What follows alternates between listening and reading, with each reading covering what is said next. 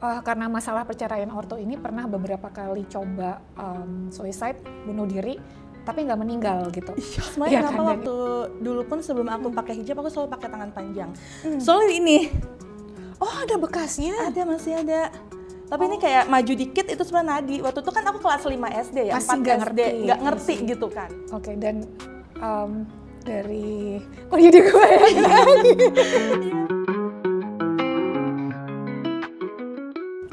Halo, selamat datang di episode pertama The Love Stories, di mana di playlist ini ya, aku bersama The Love Story akan dengerin cerita seputar cinta, pernikahan, dan juga keluarga dari bintang tamu kita nih yang hebat-hebat banget. Harapannya melalui rangkaian playlist yang satu ini kita bisa sama-sama belajar mengenai rumah tangga yang ideal, cinta yang ideal ya, dengan harapan ya we can all have a better life with the marriage itself gitu. Nah, untuk episode yang pertama aku udah ada sahabat baik aku di sini, Vintia. Halo. Kita ini udah kenal dari zaman kerja di Lazada ya. Iya, Udah berapa 2014. Oh ya, yeah, it's 11 like, tahun. Oh, udah 11 tahun. Ya, it's like 11 years ago. Dan buat di episode perdana ini kita akan bahas tentang topik it's very deep, a very deep one ya, tentang pengaruh perceraian terhadap anak-anaknya gitu ya. Mungkin nggak cuman anak-anak dalam usia ketika dia masih anak-anak, tapi apa juga sih impact-nya terhadap ketika anak ini sudah dewasa, ketika anak ini sudah berkeluarga, itu kan masih bisa kebawa gitu ya. And the reason why we have Vintia here, jadi kita kan sering dengar ya istilah broken home. Nah, ketika kita ngedengar istilah broken home, itu tuh merujuk kepada anaknya, bukan Betul. pada orang tuanya. Betul. Iya kan, anaknya. Dan memang ada semacam stigma bahwa anak-anak broken home ini jadi kayak problematik misalnya gitu kan, banyak banget yang punya pikiran seperti itu gitu kan. Ada juga yang malah jadi playboy, ada yang malah sebaliknya takut banget sama pernikahan sampai gak mau nikah sama sekali. Betul. Gitu. Iya kan, banyak yang seperti itu walaupun gak semuanya. Nah, tapi Vintia ini I think she is exceptional karena I'm very sorry for this that it happened to you, tapi kan orang tua Vintia, bapak sama almarhumah ibu dulu kan bercerai gitu ya ketika Vintia masih kecil gitu. Nah, tapi dia ini termasuk wanita yang tangguh banget gitu. She is very kind, one of the kindest persons I've ever known gitu. Terus sekarang juga udah nikah ya, punya 2 anak dan a very responsible mother gitu in my view. Ya, dan aku pengen sebelum aku tanya masuk ke topik tentang apa sih yang kamu pelajari dari perceraiannya orang tua dulu ya. Sebelum sampai ke sana, boleh diceritain dulu nggak sih dulu tuh apa yang terjadi antara orang tua kamu yang masih kamu ingat gitu? Oke. Sebetulnya kejadiannya itu udah lama banget ya. Aku ingat pas orang tua aku cerai itu pas aku umur 9 tahun. Oke. Jadi entah kenapa juga memorinya tuh melekat banget ya. Padahal itu kayak 9 tahun tuh kita masih 3 SD mau naik kelas 4. Betul, aku ingat semester 2 waktu itu. Jadi karena kan memang papa mamaku tuh long distance marriage gitu. kan. LDM ya? Iya, LDM kan. Jadi papa ada usaha di Jakarta, terus mama tuh memang di kampung, di Cirebon kan waktu itu. Terus biasanya papa tuh tiap 2 minggu sekali pulang. Terus ada di mana kok udah lama banget nih, udah sebulan nggak pulang-pulang. Akhirnya aku tanya, kok papa kok nggak pulang-pulang gitu kan. Akhirnya mama tuh ngasih tahu mereka udah cerai katanya. Di situ aku kaget gitu kan. Karena sebetulnya wacana cerai itu sering aku denger tuh udah dari aku umur 3 tahun. Oh gitu. Karena sebelumnya berantem gitu. Karena papaku poligami. Dari aku umur 3 tahun. Waktu itu kita juga tinggal di Jakarta gitu. Jadi memang waktu itu kejadiannya papaku tuh nikah sama guru TK kakakku. Jadi kebayangkan itu waktu itu aku kelas 3, kakakku tuh kelas 4 jadi TKA waktu itu. Terus ya kita sekeluarga ya, aku, kakakku sama mamaku tuh nggak mudik sih selamanya, tinggal pulang ke Cirebon pas ketika tahu di poligami gitu. Semenjak itu ya bisa dibilang setiap kali ketemu pasti berantem, pasti mamaku minta cerai gitu. Itu dari selama 6 tahun ya? Selama 6 tahun dari umur 3 sampai 9 gitu. Jadi memang nggak begitu shock sebetulnya ya. Tapi tetap aja pada akhirnya pas ketika itu kejadian tetap sedih pasti sih gitu. Cuma ya udah berlangsung 6 tahun dan karena waktu kecil juga aku kan tidur sama orang tua aku kan. Jadi tepat jam 2 nih, pas jam 2 saatnya orang-orang mungkin tahajud gitu ya. Mereka pasti berantem. Terus aku pura-pura tidur sambil nahan nangis. Itu benar-benar kebawa terus selama 6 tahun, pasti kayak gitu. Oke. Nah terus ini ya, aku tuh masih ingat salah satu momen obrolan kita yang paling shocking buat aku as your friend ya, itu waktu Cynthia tuh cerita, waktu itu kita lagi ngomongin sakit fisik ya, sakit karena apa gitu, aku udah lupa, tapi yang aku masih ingat tuh jawaban kamu. Kamu bilang kamu tuh punya toleransi atas rasa sakit yang sangat tinggi. Iya kan? Betul. Dan yang bikin aku kaget bukan itunya, emang ada beberapa orang yang toleransi sakitnya tuh tinggi ya, kayak ada orang pasang behel nih misalnya, ada yang kesakitan ketika behelnya dipasang, ada juga yang biasa aja gitu. Nah, yang aku kaget itu adalah yang kamu bilang kamu punya toleransi sakit yang sangat tinggi, karena waktu kecil kamu karena masalah perceraian orto ini pernah beberapa kali coba suicide, bunuh diri, tapi nggak meninggal gitu. Iya kan, dan itu aku kaget loh, itu bodoh banget. Itu nggak usah bilang bodoh sih, I mean you were a child gitu kan, you were a child, tapi yang bikin aku kaget like you said it like casually, like it was nothing gitu kan, tapi itu sebenarnya sedih loh dengernya gitu kan. Itu kenapa ya, waktu itu apa sih yang kamu rasain, apa yang bikin kamu tuh sampai kayak nyakitin diri sendiri gitu. Nah terus kalau misalkan ada anak-anak yang sekarang ada di posisi kamu gitu, apa sih pesan kamu buat mereka supaya bisa melewati situasi seperti itu gitu? Iya, itu salah satu yang masih membekas. Makanya kenapa waktu dulu pun sebelum aku pakai hijab, aku selalu pakai tangan panjang. Soalnya ini. Oh ada bekasnya? Ada, masih ada. Tapi ini kayak maju dikit, itu sebenarnya nadi. Waktu itu kan aku kelas 5 SD ya, masih 4 SD, nggak ngerti gitu kan.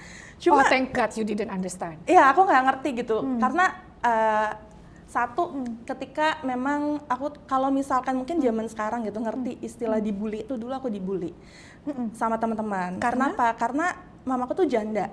Karena di kampung itu tuh sangat tabu. Kalau janda tuh tabu gitu. Jadi tiap ada aku teman-teman tuh bilang awas jangan ajak Cynthia, Tia, dulu aku dipanggil Tia. Jangan ngajak ke rumah, takut ntar papanya diambil gitu. Jadi teman-temanku tuh kayak gitu. Aku tuh nggak punya teman.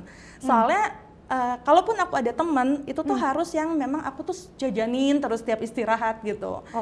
Jadi kebayang kan yang namanya kita harus tiap hari ke sekolah, terus ketemu sama teman-teman yang maksudnya nggak mau nemenin kita. Itu aku mikir gimana ya caranya. Waktu itu pikiran pertama adalah gimana caranya nggak sekolah. Karena didikan orang tua aku tuh dulu walaupun sakit tetap harus sekolah. Dan aku pun nggak bisa cerita alasannya gitu, kayak kenapa alasan aku nggak mau alasan ke orang tua gitu ya, mau ngarang alasan apa nih? Mau ngarang alasan tuh nggak bisa gitu kan, karena memang ya orang tua aku juga nggak pernah nganter ke sekolah, karena mamaku tuh juga di rumah tertutup kan, again malu gitu, karena gunjingan tetangga, karena status janda waktu itu masih sangat tabu gitu kan, gitu. Jadi waktu itu alasan utamanya itu, alasan keduanya ya akhirnya ada rasa rendah hati kan, kayak aku kan lumayan berprestasi dulu gitu, dimana kalau misalkan pas pembagian rapot tuh kan teman-teman tuh pada bawa orang tuanya gitu, orang tuanya secara utuh gitu ya, gitu. Papa mamanya. Aku tuh kadang mamaku karena malu, jadinya ngambil tuh nenek gitu. Bahkan tetangga tuh pernah. Karena jadi, nenek lagi nggak bisa ngambil. Ya lagi nggak bisa ngambil. Mamaku ya balik lagi, mamaku tuh nggak mau keluar rumah gitu, malu kan mungkin omongan tetangga. Jadi ya awalnya yang gara-gara dibully, tapi abis itu ya sebenarnya di luar itu ya karena ngerasa ya itu rendah hati, sedih gitu, dan berharap. Waktu itu aku juga nonton sinetron juga ya, anak kecil. Jadi pas anaknya sakit, terus papa mamanya berantem, terus akhirnya di rumah sakit, akhirnya si anak ini bisa menyatukan kedua orang tuanya gitu. Jadi aku tuh kayak berharap gitu, sampai akhirnya yang aku tuh coba minum Bodrex 8 langsung. Terus sempat mau nabrakin ke kereta, kan aku naik sepeda kan, waktu itu ada rel kereta deket rumah, itu juga ditarik sama orang di situ gitu ya. Pada akhirnya tuh yang parah yang ini aku coba silet tangan gitu ya langsung, terus aku diam aja, bahkan yang tadi aku bilang nggak ngerasa sakit ya, kayak ngerasa dingin aja, ada darah netes banyak. Terus akhirnya mamaku tuh ngeliat gitu, karena kok aku di dalam kamar terus. Akhirnya mamaku kaget. Di situ tuh bahkan mamaku tuh merasa kayak nggak ada apa-apanya, kayak pas ngomong ke dokter bilangnya ini lagi nyilet pensil gitu. Di Terus situ kena pun, ke tangan. iya, di situ pun kayak mamaku padahal tahu gitu, cuma kayaknya ini aja gitu, nggak, ya sama sih, mamaku juga bukan tipe orang yang suka ngomong gitu ya. Oke, jadi waktu itu Cynthia berpikir kalau sampai kamu sakit, nanti dirawat di rumah sakit, papa jenguk, mama jenguk, mereka bisa baikan lagi. Ada harapan seperti itu? Ada harapan seperti itu. Oke. Dan kalau pertanyaannya tadi, apa sarannya untuk mungkin anak-anak yang ada going through the same thing? Ya, yang paling utama sih satu, ngobrol sih, cerita. Karena aku nggak pernah cerita gitu. Ke siapapun Ke lah siapapun. ya, yang bisa dipercaya Karena lah aku nggak punya teman. Ya. Terus malah temennya jahat lagi. temennya gitu kan. jahat. Terus aku Si anak-anak tuh ya. aku ada kakak satu, tapi usia kita cuma beda setahun gitu kan. Berarti it was hard for her juga at that time. Pasti ya? sama. Terus Pasti sama, oke. even sama mamaku tuh, mamaku juga pendiam gitu ya. Dan masih shock juga. Dan masih shock. Ya waktu itu nggak ada teman buat ngobrol sih gitu. Jadi ya kalau buat teman-teman atau anak-anak yang mengalami hal serupa dengan yang aku rasakan dulu, cari orang yang bisa dipercaya, yang bisa diajak ngobrol sih, cerita. Karena waktu itu aku mendem semuanya sendiri gitu. Walaupun sekedar cerita tuh seenggaknya lega gitu ya, seenggaknya nggak terus dihantui pikiran-pikiran buruk gitu ya. Betul, walaupun sesama misalkan bocil gitu waktu itu, tapi paling enggak kan kita udah ngomong gitu kan, nggak mendem sendiri gitu sih. Get it. Nah terus ya Vin ya, kalau misalkan ya, kamu bisa putar balik waktu ke waktu kamu umur 9 tahun itu berarti ya, ke masa-masa mereka lagi dalam proses perceraian. Ada nggak sih nasihat yang akan kamu kasih tahu ke orang tua kamu supaya ya kalaupun jadi cerai itu jangan sampai segitunya gitu loh. Yeah. Apa sih nasihat apa yang akan kamu kasih ke mereka? Which means ini bisa jadi nasihat juga ya untuk couples yang sekarang mungkin lagi going through the same thing. Yang paling utama sih ya walaupun kita anak kecil ya, kecil apapun kita gitu, kita wajib dikasih tahu sih dengan kondisi yang ada ya. Karena kan ya again walaupun dulu aku kecil banget, dari 3 tahun pun aku masih inget banget gitu dari tiap kali kebangun gara-gara suara teriakan gitu kan, mereka berantem gitu. Jadi menurutku yang nomor satu adalah kalau bisa jangan berantem depan anak, karena itu traumatis banget. Sampai sekarang tuh even kalau tiba-tiba di luar gitu ada yang tiba-tiba kenceng ngomong, jujur jantung aku tuh sampai sekarang masih deg-deg gitu.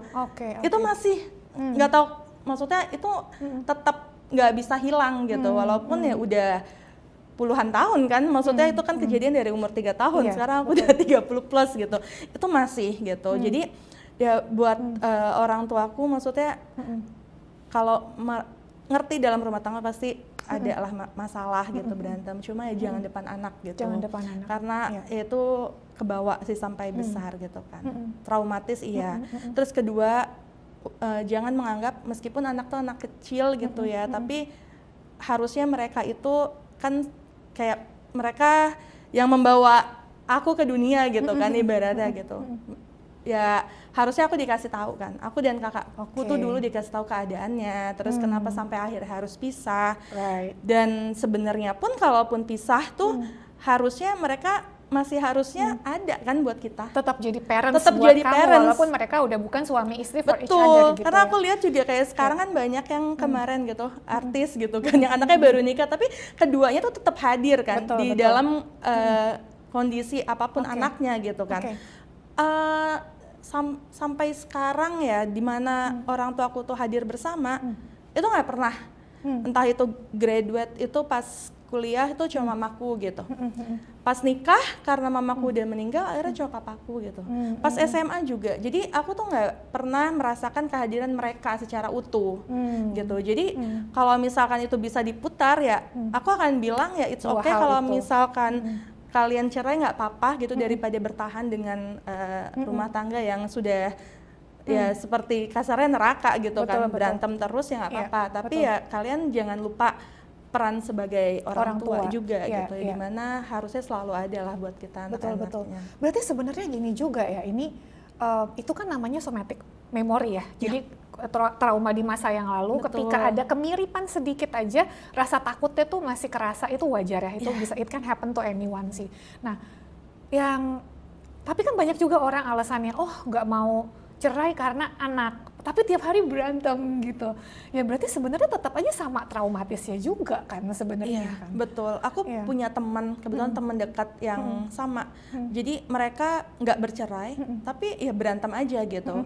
Dan berantemnya ini parah ya, bukan berantem yang biasa-biasa. Betul, parah yang teriak-teriak sampai mungkin ada kekerasan banting juga. Iya, banting barang gitu ya. Okay. Itu lebih parah karena itu kan makin besar ya dia gitu, makin mengerti, terus akhirnya traumanya lebih parah sih. Betul. Temen gue Karena ngerasa nggak punya rumah yang aman untuk pulang gitu kan. Betul, dan temanku yang seperti itu sampai sekarang jujur belum nikah.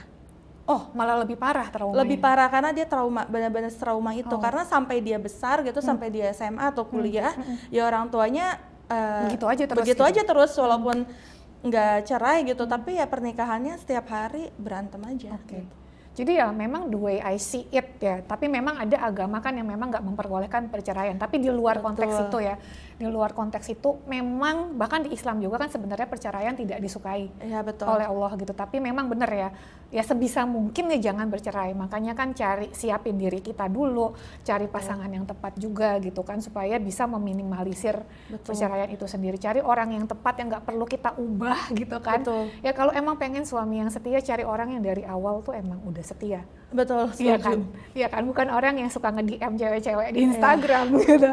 Nah, but in a way itu sih ya, jadi sebisa mungkin cari pasangan yang tepat, dan ini juga jadi misinya kita sih di The Love Story ya, mengeducate orang tentang gimana mencari pasangan yang tepat, menjadi pribadi yang tepat, pasangan yang tepat buat orang lain juga, dan gimana cara menjalani rumah tangga itu sendiri juga. Ya dan tapi kalau sampai udah terjebak di toxic marriage gitu kan, kayak misalnya suka selingkuh, judol sekarang lagi hype gitu kan, dari judol terus ke pinjol gitu kan. Parah. Kalau udah sampai separah itu, jangan bertahan demi anak. Betul. Kasihan anaknya. Betul. Karena banyak juga anak yang bilang akhirnya mereka setelah gede ngerasa bersalah gitu. Iya. Ih, mama gue menderita gara-gara gue nih alasannya gitu. Jadi it's not always true bahwa sebenarnya bertahan dalam situasi yang segitu buruknya demi anak it's not always true sih. Itu sesuatu yang sebenarnya harus dipikir lagi, apakah benar ini demi kebaikan anak atau enggak. Karena yang seperti Vintia tadi, kejadian dari umur 3 tahun tapi kebawa sampai sekarang gitu kan. Betul. Tapi kan kalau aku lihat sekarang ya, Vintia ini kayak udah bisa berdamai ya dengan keadaan gitu, kayak udah lebih, kan kamu juga pernah bilang udah ikhlas gitu ya kalau sekarang gitu. Boleh cerita nggak sih proses healingnya itu seperti apa, kemudian ada nggak sih titik balik dalam hidup kamu yang akhirnya bisa bikin kamu tuh berdamai dengan keadaan gitu? Yang pertama karena mamaku kan udah meninggal, itu tepat 1 bulan sebelum aku nikah. Makanya di situ juga overthinking tuh mamaku, sampai sakit mikirin nanti yang di pelaminan siapa ya gitu. Oh, maksudnya kayak papa sama mama tiri atau Iya, beliau gitu? Iya, karena mamaku kan memang nggak nikah lagi gitu kan. Sedangkan kalau mereka berdua berdampingan juga nggak mau? Nggak enak sama istri barunya gitu kan. Jadi kepikiran di situ gitu, overthinking. Bahkan masalah seragam juga kan itu harus seragaman gitu kan, itu juga kepikiran gitu. Jadi mamaku tuh memang dari dulu ya sejak cerai, karena memang orangnya kan mendem gitu. Sakit, tapi sakitnya itu ya nggak jelas. Ya maksudnya sakit-sakit mah, terus nanti tiba-tiba vertigo, tiba-tiba darah tinggi gitu. Jadi waktu itu pun meninggalnya ya sakit, tapi ya sakit-sakit itu gitu, bukan yang sakit misalkan tumor atau kanker gitu atau ginjal, enggak gitu. Yang menurutku sih itu pasti dari pikiran gitu, yang menumpuk gitu kan. Jadi waktu itu pertama ya karena mama nggak ada, jadi mau nggak mau orang tua tinggal satu kan Mbak. Terus kalau kita kan ibaratnya ya di ajaran agama kita kan ya harus berbakti sama orang tua. Kalau dulu mungkin aku masih ada mamaku gitu yang memang aku pasti apa-apa ya mamaku gitu kan. Karena papaku kan udah berkeluarga, udah ada anak juga gitu kan dari istrinya yang baru. Jadi aku mikir ya aku apapun gitu, kerja, kuliah, apapun ya buat mamaku kan gitu. Dan sampai pada akhirnya mamaku meninggal, ya aku mikir memang Allah nyuruh aku udah mulai harus maafin papaku karena aku harus berbakti kan sama orang tua gitu. Dan orang tuaku sisa satu gitu kan, sisa papa. Yang itu pertama sebenarnya mulai rilis gitu ya, maksudnya mulai pelan-pelan gitu, mau nggak mau gitu. Terus ada juga sih, maksudnya mungkin prioritas kita juga udah shift ya, maksudnya udah bergeser karena waktu itu kan aku udah dewasa, terus aku juga akan membina rumah tangga sendiri kan gitu, dan itu bergeser gitu, yang tadinya memang butuh sosok ayah, masanya tuh udah habis kan, udah lewat lah ya. Jadi aku ke fase selanjutnya gitu kan. Terus yang paling benar-benar mengena adalah ketika aku melahirkan anak pertama. Jadi waktu itu aku kebetulan tadinya maunya normal, tapi udah lewat HPL gitu, terus nggak mules-mules nih, nggak pembukaan, akhirnya induksi. Jadi dibikin mules gitu ya. Itu sakit banget ya katanya ya. Itu lebih parah katanya dibandingin yang pembukaan normal gitu. Alami katanya kan. Jadi aku diinduksi sampai akhirnya 1 kali 24 jam udah habis berapa kantong buat perangsang mulesnya itu. Akhirnya aku nggak sanggup lagi, akhirnya disesar kan. Disesar tuh, nah mungkin karena dulu aku tuh sering minum obat-obatan untuk biar sakit, Mbak. Nggak mempan obat biusnya. Kan biusnya bius tengah nih. Iya. Nggak mempan, jadi ketika pas disesar aku masih berasa. Akhirnya dibius total. Oh oke. Aku kira kamu operasi sesar masih sadar full. Aku masih sadar, jadi aku teriak. Terus mungkin udah sempet kena tuh pisalnya. Udah kerasa kan seret, perih banget. Terus aku teriak di ruangan itu, panik dokternya. Akhirnya bius total, saya tambah lagi. Biasanya kan kalau normalnya berapa jam gitu langsung sadar. Aku tuh nggak sadar-sadar tuh Mbak. Berapa lama ya? Kayaknya sekitar 6 jam apa ya? Biasanya kan katanya 1 apa 2 jam gitu. Udah wake up gitu? Udah wake up, aku enggak. Nah pas ketika pertama kali aku wake up, yang di sampingku tuh bukan suami, papaku. Iya, surprise banget.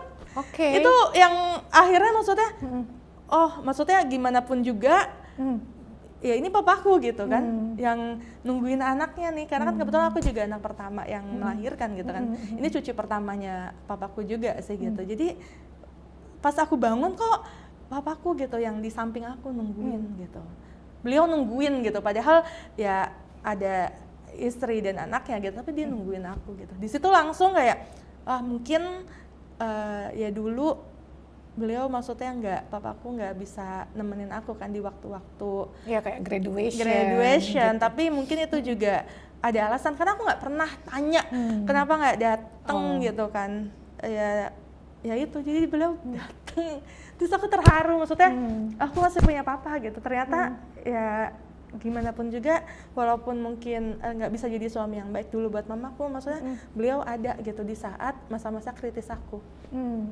Itu sih. Oke. I see. Oke, dan dari jadi gue Iya, dari situ memang titik baliknya itu kayaknya benar-benar ya udah aku maafin sih gitu.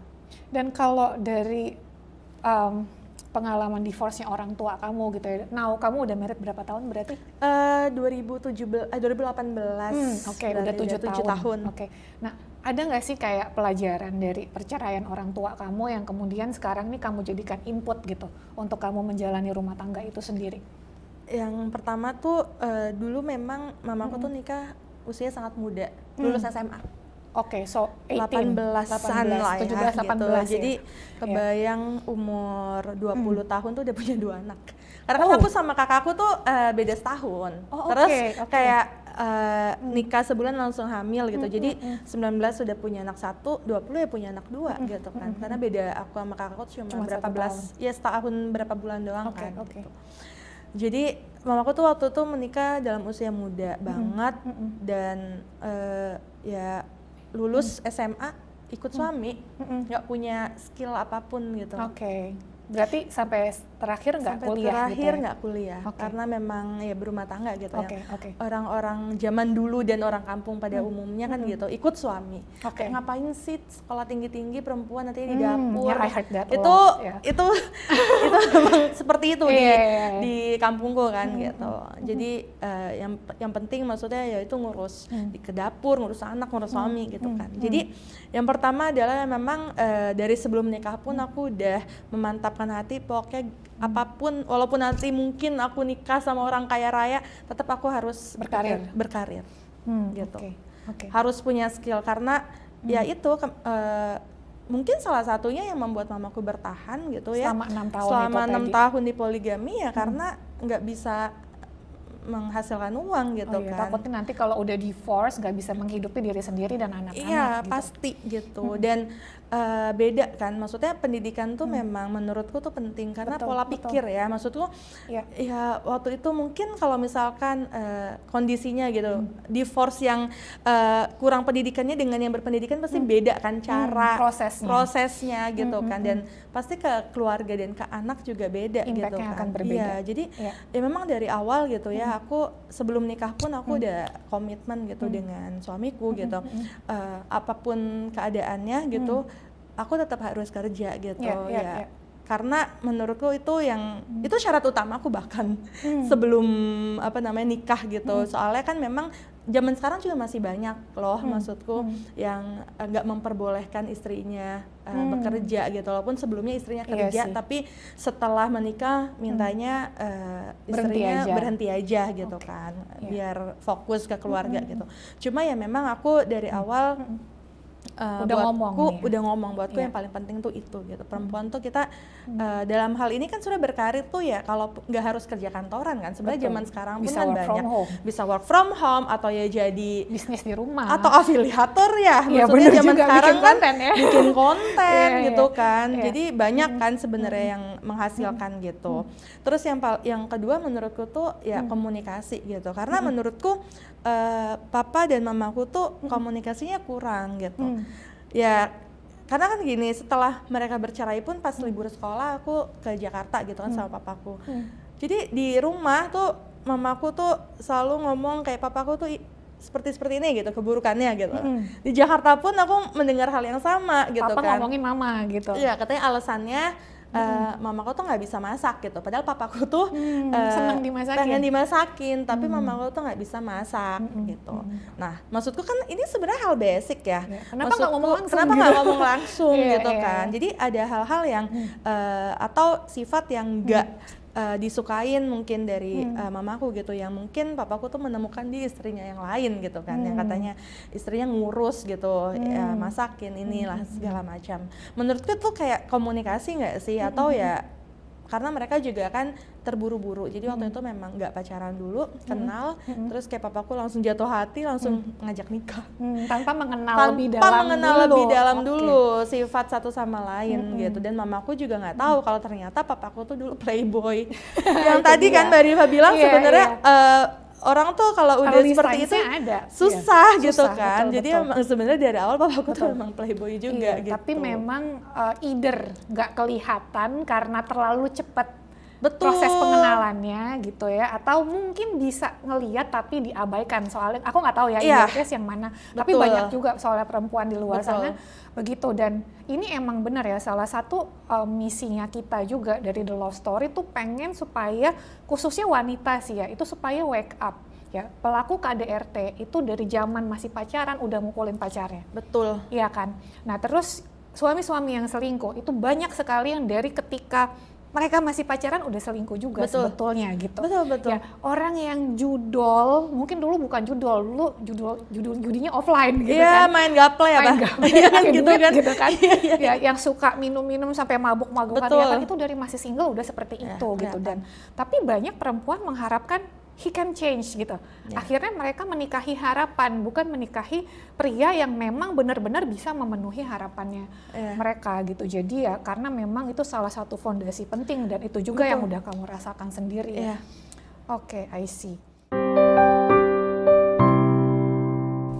Kemudian nih Vin ya, dari semua pengalaman kamu, baik itu dari pengalaman orang tua atau pengalaman kamu sendiri setelah berumah tangga, apa sih satu hal penting yang harus diketahui oleh orang-orang di luar sana yang masih single, termasuk buat aku gitu? Apa nih, kayak apa sih yang kita harus tahu tentang pernikahan? Pernikahan ya? Wah, menurutku yang paling penting adalah jangan menikah karena cinta. Oh wow, that's interesting. Jadi karena apa dong? Jangan menikah karena aku cinta. Yang hopeless romantic jadi sedih nih. Iya, soalnya gimana? Kan banyak ya orang maksudnya kayak wah harus cinta. Sejujurnya pernikahanku tuh cinta kayaknya ya pasti ada gitu. Cuma bukan yang utama gitu. Yang paling penting adalah punya visi misi hidup yang sama. Oh itu yang paling penting? Iya menurutku, soalnya kan kita tuh ya namanya paras gitu ya, atau ya perasaan tuh pasti akan berubah kan gitu. Cuma yang namanya misal punya pasangan yang kita visi misi yang sama, misalkan dalam apapun ya kan, zaman sekarang kan banyak juga misal yang nggak mau punya anak, atau misalkan tipe yang dia tuh maunya menurut sebagian orang gitu, makan aja sehari 3 kali udah cukup gitu.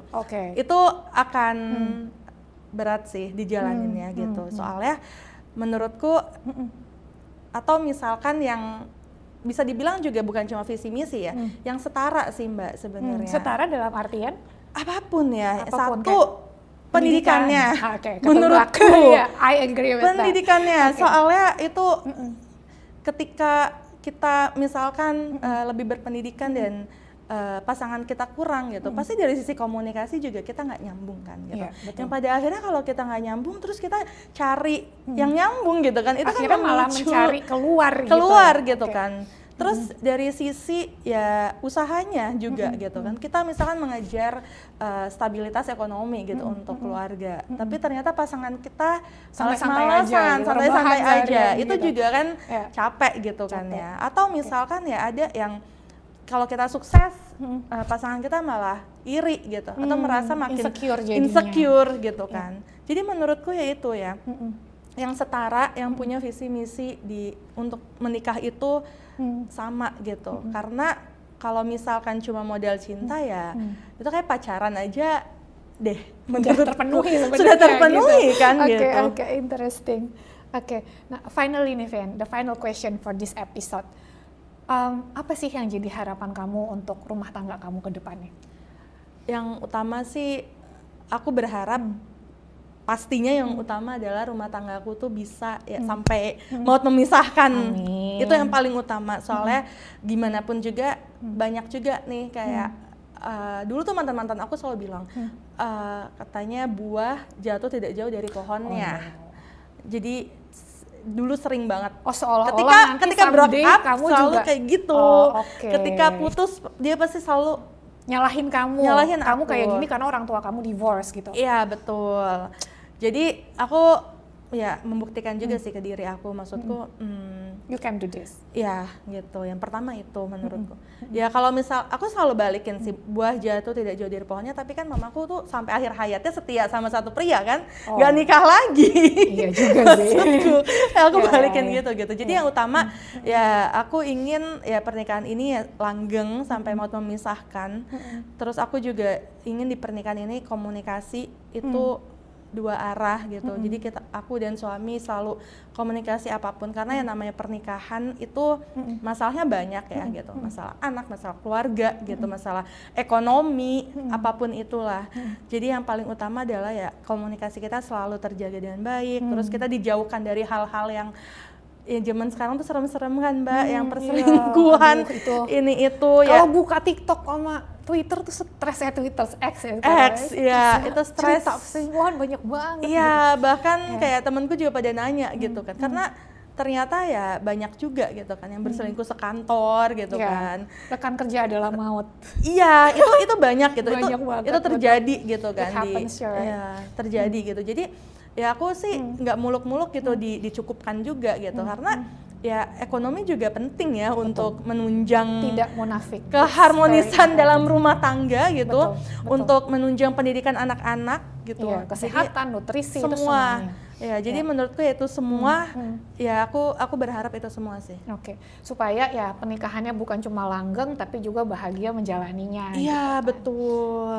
Oke, thank you Vin for sharing. Aku surprise banget kamu mau share ke kita semua sedetail ini. Semoga bisa jadi pembelajaran juga buat teman-teman yang sedang mempersiapkan pernikahan atau baru mau cari pasangan ya. Karena sebenarnya proses menyiapkan rumah tangga tuh dari proses mencarinya Iya, ya. betul. Proses mencarinya, menyiapkan diri kita baru nanti masuk ke bahtera rumah tangga itu sendiri. Oke, thank you again for coming. Thank you juga buat teman-teman yang udah nyimak sampai akhir. Dan buat kalian yang pengen gabung dengan komunitas The Love Story, jangan lupa klik link di bio atau link yang ada di deskripsi. Supaya nanti kalau kita punya event, kayak misalkan ya event buat teman-teman cari jodoh nih yang masih single, atau event untuk edukasi mengenai rumah tangga itu sendiri, akan jadi orang pertama yang tahu. Oke, finally thank you for watching, dan jangan lupa like dan subscribe channel YouTube The Love Story. Bye-bye. Bye.